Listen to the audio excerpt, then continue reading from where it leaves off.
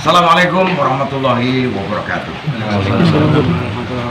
Kepada teman-teman semua, saudara-saudara semua sebangsa setanah air, juga semanusia. Pada sore hari ini saya sangat bersyukur bersimpuh dengan hati tawajuh ngelemprak pinarak di semacam padepokan ini milik Mas Sofyan, dan saya sangat senang dan adem ayem ketika berada di bangunan seperti ini, karena ini akar peradaban dari Jawa yang disindir oleh puisi dari Mas Sofyan. Sejauh mana yang tiada itu sebaiknya jangan dianggap tiada, karena ada dua mata, antara mata kepala dan mata hati. Mata kepala ini memandang benda, mata hati memandang cinta. Di sana ada memori, kenangan yang harus kita lahirkan dalam kekinian sejarah. Teman-teman sekalian, menyangkut syajaroh ini, nah, syajaroh itu pohon lah, sejarah itu yang menghuni wilayah. Kalau manusia itu punya akar, kemudian tumbuh pohonnya, itu menyangkut syajaroh atau sejarah. Sehingga orang dulu maksudnya ujian dilanggar di masjid itu oyote syahadat, wite iman, godonge solawat, woe zikir, kembange puji-pujian. Itu kan idiom simbolik syajaroh yang menyangkut jenengan tadi sejarah. Dan di sana kita akan bangun ini peradaban yang bersifat syajaroh sebagai pohon ini rimbun seperti di wilayah mana Mbak Lurah? Muncar ini ya. Ini dukuh larangan, dan ini ya rimbun seperti ini karena ada taman pepohonan. Tetapi kalau ada gending seperti ini dan orangnya rukun seperti ini, ada taman berbahagia. Teman-teman, ini pematik saja, siarannya tidak lama, dan mohon Mas Sofyan jenengan berkisah sedikit tentang peradaban kali ya atau sungai, sehingga Kali Jogo di sana ada suluk yang disebut ujungnya linglung itu yang menyangkut sungai juga. Dan sungai di Indonesia tentu terbanyak di dunia dengan bibir pantai sebagai endingnya. Moga Mas Sofyan sekilas dulu, nanti dicelai oleh Mbak Lurah sebagai sohibul wilayah dan Mbah Yai sebagai sohibul batinnya. Monggo. Oke, matur suwun. Assalamualaikum warahmatullahi wabarakatuh. Jadi ini acara yang serba mendadak, dan kita memang senang mendadak begini ya Pak ya. Spontan. Karena memang kita ini terbiasa untuk gila-gilaan. Gitu. Nah, jadi kalau sebenarnya secara akademis memang diperlukan kajian lebih mendalam, tapi rasanya bahwa kajian akademis itu akan terbatas. Ruang geraknya akademis tentu akan terbatas karena memang tidak mengenal dimensi-dimensi terdalam. Ya, karena dia hanya aspek empiristik. Dan lagi-lagi bahwa kalau kemudian kita tahu sungai menjadi salah satu faktor pendorong peradaban manusia sejak zaman dahulu dan dimanapun. Jadi kita kenal di beberapa negara, di beberapa bangsa itu kemudian sungai dijadikan epicentrum peradaban. Nah, di sini mengalir aliran sungai yang kita menyebutnya sebagai daerah aliran sungai Serang yang berhulu di Merbabu, dan hilirnya itu sekarang karena pembangunanisasi yang dilakukan oleh pemerintah Orde Baru, maka kemudian berhilir di Kedungombo. Nah, terlepas dari itu bahwa melacak lebih jauh tentang proses peradaban yang ada di sini, tentu saja tidak lepas dari apa yang kemudian disebut dengan Mandala Merbabu Merapi. Yang konon dahulu bahwa Merbabu Merapi adalah bagian yang tidak bisa dipisahkan dalam legenda-legenda yang muncul dalam peradaban di tanah Jawa.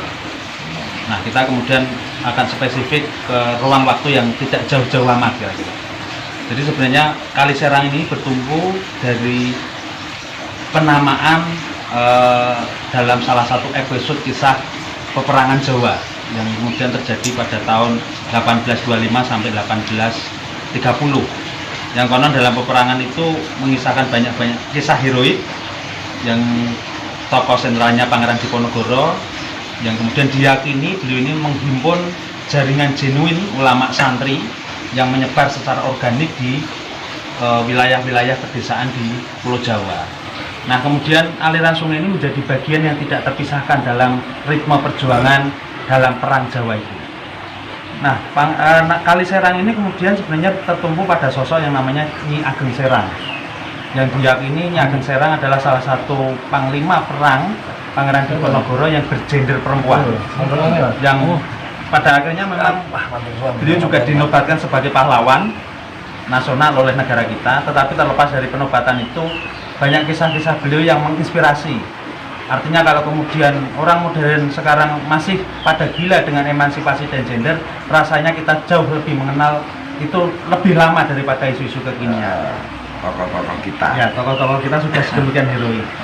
Nah, Kali Serang ini kemudian dahulu diyakini dinamakan Nyi Ageng Serang karena terkait dengan sejarah perjalanan beliau yang kemudian diperkirakan tahun 1828, 2 tahun sebelum Pangeran Diponegoro menyerahkan diri, tanda kutip ya, kalau dalam sejarah ditulis ditangkap dengan tipu daya oleh kompeni di Tegalrejo, Magelang.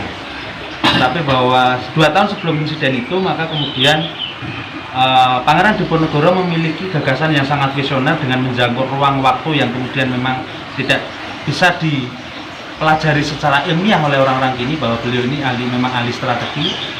2 tahun sebelum 1830 beliau kemudian menyuruh para senopatinya atau para penggede-penggede di peperangan itu kemudian untuk menyebar di beberapa wilayah yang salah satu tujuannya adalah untuk tetap melestarikan misi dakwah Islamiyah khususnya, atau dalam konteks pengertian kebangsaan adalah untuk kemudian menjadikan negara ini terbebas dari kolonialisme dan penjajah. Ya, itu masuk Watonia dan Basariah ya. Yeah. Nah, konon ceritanya, dan saya juga meyakini karena beberapa literasi juga menyebutkan begitu, indikator-indikator kemudian juga bisa disimpulkan demikian. Jadi ini ikhtiar untuk kemudian mengumpulkan puzzle-puzzle yang berserakan. Dan di sini di Desa Muncar, Kecamatan Susuan, Kabupaten Semarang, terhimpun salah satu puzzle yang kita akan berikhtiar untuk mengumpulkan susunan puzzle itu agar menjadi salah satu rangkaian yang akan menorehkan kisah inspiratif bagi generasi berikutnya. Nyi Ageng Serang kemudian 1928 karena dawuh dari Pangeran Diponegoro melakukan perjalanan untuk kembali pulang ke asalnya di daerah Serang, di sekarang masuk wilayah Purwodadi. Malahan. Ya. Dan kalau sekarang meskipun ini beragam versi ya, tetapi kemudian di tengah-tengah Waduk Kedungombo juga terdapat makam yang diyakini makam dari Nyi Ageng Serang. Meskipun di Kulon Progo juga ada, tetapi di sini ada, dan beberapa waktu yang lalu kita bersama-sama sudah ziarah ke sana di tengah-tengah danau. Jadi itu mengapung. Jadi ya tidak salah itu karena hilirnya dari Serang. Iya ya. Nah, kalau kemudian meruntut nasabnya sebenarnya lebih spesifik, Nyi Ageng Serang ini kemudian nasabnya itu sampai Kanjeng Sunan Kalijogo, sehingga terjadi persilangan ya dalam darahnya. Beliau darah bangsawan sekaligus juga ulama, di Umaro dan ulama bersatu di dalam darah yang mengalir di Nyi Ageng Serang. Nah, Nyi Ageng Serang ini kemudian dikisahkan sebagai sosok senopati yang sangat heroik. Beliau seorang perempuan yang kemudian banyak kisah-kisah disebutkan maju sendiri di medan laga peperangan dengan beberapa kedikdayaannya yang konon beberapa ilmu keluwihannya itu juga masih banyak orang yang masih mengamalkan, masih memakai. Nah, kemudian Nyi Ageng Serang ini dalam perjalanannya menyusuri sungai yang dari Perbabu itu, dan sempat kemudian singgah di Tengaran. Maka di beberapa daerah yang dilewati itu kemudian akhirnya berdiri beberapa peradaban desa-desa yang dahulu memang pernah ada tetapi lebih dimasifkan oleh rombongan Nyi Ageng Serang itu. Salah satunya adalah di Desa Muncar ini, yang menurut beberapa cerita rakyat yang berkembang dahulu beberapa prajurit dari Nyi Ageng Serang itu kemudian singgah di sini dan akhirnya memilih menetap di sini, maka kemudian disebut dengan moncer atau kececer. Muncar itu. Nah, kemudian lidah selanjutnya menyebutnya dengan Muncar dan sekarang menjadi Desa Administratif Muncar. Sehingga kemudian di peradaban di sini khususnya di Desa Muncar ini kita yakini sebagai bagian dari genealogi prajurit-prajurit rombongan dari Nyi Ageng Serang. Nah, kalau kemudian melacak lebih jauh lagi sebenarnya ada banyak kajian-kajian yang menuangkan tentang itu, bagaimana kemudian Sungai Serang ini memiliki wilayah aliran sungai yang memberi banyak manfaat bagi kehidupan manusia pada saat itu. Kita sebenarnya bisa menghubungkan kaitannya Sungai Serang ini yang berhulu di Merbabu sampai kemudian jarak yang tidak terlalu jauh dengan Sangiran yang di Bengawan Solo, dan kemudian khusus di dusun yang Larangan ini juga kemudian ada beberapa artefak ya yang kemudian masih diyakini yang di pesisir sungai ini, tetapi memang belum ada kajian lebih jauh. Kita akan mencoba kemudian menelusuri jejak sejarah itu pada abad pasca perang Jawa khususnya, dan pasca perjanjian Salatiga 1757 sebenarnya. Nah, kajian-kajian lebih spesifik nanti mungkin ada kesempatan lebih lanjut. Kita sudah beberapa kali berusaha mengumpulkan beberapa poin-poin yang terserah itu yang sudah coba kita rangkum dalam beberapa narasi. Tetapi karena ini durasi yang sangat singkat, hanya kemudian saya akan mengilustrasikan bagaimana kemudian Sungai Serang khususnya bagi masyarakat Desa Muncar menjadi sangat penting karena menyangkut penyokong peradaban dan penyokong kebudayaan. Selain itu juga menyangkut eksistensi kehidupan masyarakat Desa Muncar yang dari dahulu bahkan mungkin menyokong sampai sekarang, karena mayoritas penduduk Desa Muncar adalah petani yang mengandalkan air dari irigasi dari Sungai Serang ini menopang sekali kehidupan masyarakat Desa Muncar. Itu satu hal. Dan lain halnya sekarang kita akan mencoba melalui otoritas pemerintah Desa Muncar membedah lebih lanjut itu, kemudian dikemas dalam bentuk destinasi wisata alam dan budaya. Kira-kira makanan ya. Sesuai. Wa muwafiq ila aqwa mutarek. Wassalamualaikum warahmatullahi wabarakatuh. Ini Nyai Ageng Serang bernyanyi pada bibir Mas Sofyan. Ya, karena secara meridik bisa kita simak dengan renyah, dan ini beruntung ini Pak Lurah dengan di warga. Alhamdulillah. Ya.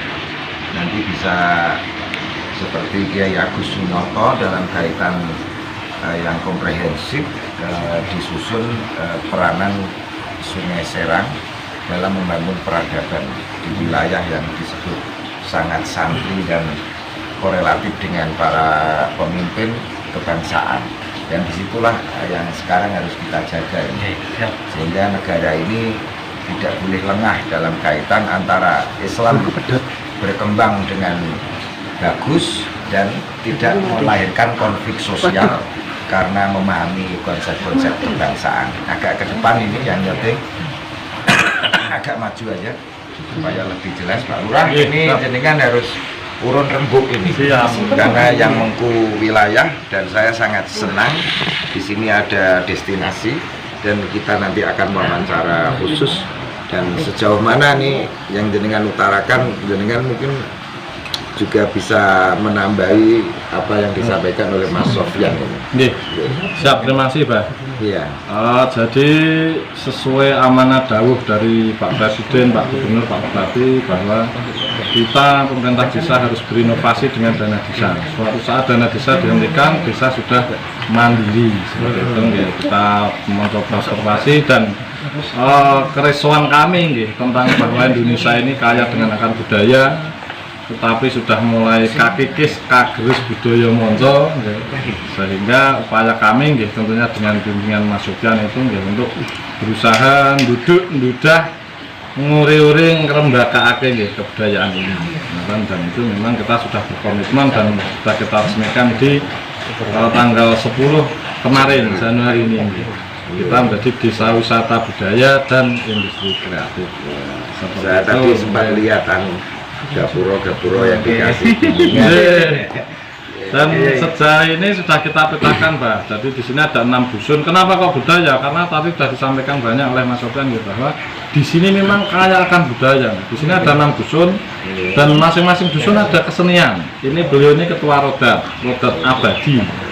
Di sini sendiri kaya akan budaya seperti yang kita lihat bersama. Di sini dusun budaya, ada dusun religi, ada dusun kuliner dan agro, dusun kerajinan. Dan kemarin sudah kita lombakan di lomba Sabta Pesona, karena kemarin kita berpikir desa wisata itu adalah kita harus Sabta Pesona, artinya 7 poin, yaitu aman, tertib, bersih, ramah, indah dan sebagainya itu. Nah, kalau kemarin kita mau rapat atau sosialisasi pidato ke pertemuan-pertemuan RT dan sebagainya, karena masa pandemi pertama, dan yang kedua masyarakat itu mungkin sudah bosen mendengarkan ceramah-ceramah, sehingga kita pancing dengan dana ini sedikit kita kasih masing-masing dusun untuk lomba Sabta Pesona. Makanya panjenengan tadi lewat ada papan Sabta Pesona, dan alhamdulillah sekarang mungkin anak kecil ditanya Sabta Pesona ya apa, insya Allah kita tahu Pak. Dan kita juga ada wisata desa, suatu objek yang di belakang itu tadi di Doning ke Kaliserang. Di situ ada bendung yang dibangun zaman Belanda, Pak. Zaman Belanda di situ memang sudah ramai dari dulu, cuman image-nya kurang baik karena di situ untuk pangunci, paguyuban ngunjuk ciu. Kita rebah bersama-sama, masyarakat alhamdulillah kompak. Sekarang kita bersihkan, kita tambah masyarakat 6 dusun ini, kami minta 1 gazebo. Selang 6 bulan ya Pak, kita minta 1 gazebo lagi. Masing-masing Karang Taruna dusun kita minta 1 spot selfie, dan alhamdulillah di situ sekarang sudah ramai dan bersih dari image yang negatif tadi. Ya, tepuk tangan. Kira-kira seperti itu Pak. Ya, teman-teman, sekilas info ini untuk melengkapi apa yang dikisahkan oleh Mas Sofyan ini. Tentu Pak Yai Asmo Marsudi historis yang disisir oleh puisinya Mas Sofyan sejak awal, menyangkut antara yang akar dan yang pohon harus korelatif. Soalnya kalau tidak, nanti kisah pilu yang ditulis oleh Mas Sofyan dalam puisinya itu tidak akan terjadi. Dan kita bangun dalam ruh sang akar yang setelah tiada tadi, yang ada di Makom tadi, kita lahirkan dalam bentuk peradaban yang bagus.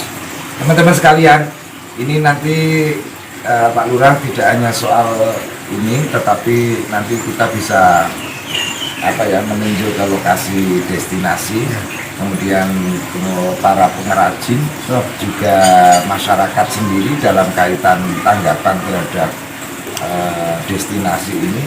Dan terakhir ini harapan saya, pesantren yang mati suri tadi, karena ditumbuhkan oleh Nyai Serang, nanti bisa ditumbuhkan kembali. Insyaallah. Karena sejarah itu hanya melingkar, jangan dianggap itu hilang, bukan, tetapi karena kelep gitu, nanti kalau susut begini ya ini muncul kembali. Itu menurut teori psikologi Gustav Jung. Dan mari kita dendangkan yang disebut Nyai Serang ini, ya walau perempuan maksudnya itu, tapi karena jiwanya itu gigih seperti itu, maka disebut lelanangin jagat juga. Jadi rijalallah itu artinya ya walau wong lanang Pak Lurah, tapi nak ingah-ingih itu ya hakikate wedok. Tapi nak wedok kok kaya kiai ya Nyai Serang, lah itu disebut lelanangin Allah rijalallah. Nah gitu. Jadi mulai ana tentang di zaman berjuang njur kelingan. Anak lanang di sini adalah orang-orang yang gigih dalam perjuangan. Itu walau perempuan, wujudnya seperti Nyai Rubiah atau purnama Rasulullah pada zaman saat itu. Yuk, ibadallah, rijalallah,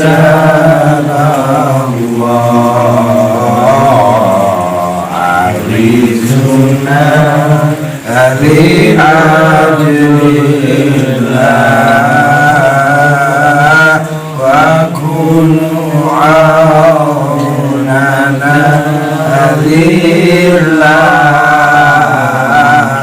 hasanah dohi fadlillah.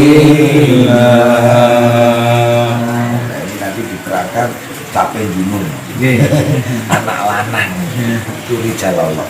Terima kasih Mas Sofyan, ini matur nuwun atas suguhannya, juga daharannya tadi. Nah, Lurah menemani ini silaturahmi, dan Mas Kiai ini saya dapat produk pipa dari Tanah Hidayah ini. Wah, ini pipa-pipa ini semene. Dan ini yel-yel Mas Sofyan, kalau saya bilang mana ini? Muncar. Berkah luar biasa. Desa Muncar gitu ya. Desa Muncar berkah luar biasa. Terima kasih, silakan like, comment, share, dan subscribe Kiai Budi channel ini untuk melihat mozaik peradaban Nusantara yang indah dan hati luhur sebagaimana Desa Muncar ini. Welcome please to my world of Desa Muncar. Desa ini jane kerajaan mana? Dari kata des, dari bahasa India, dan itu kerajaan. Jadilah desa. Jadi kudu dibalik saya. Malah di desa inilah kerajaannya. Bahkan orang kota harus datang ke desa dengan banyak hal yang kita bisa suguhkan kepada kota. Terima kasih dan matur nuwun semuanya. Wallahul muwaffiq ila aqwamit thoriq. Assalamualaikum warahmatullahi wabarakatuh.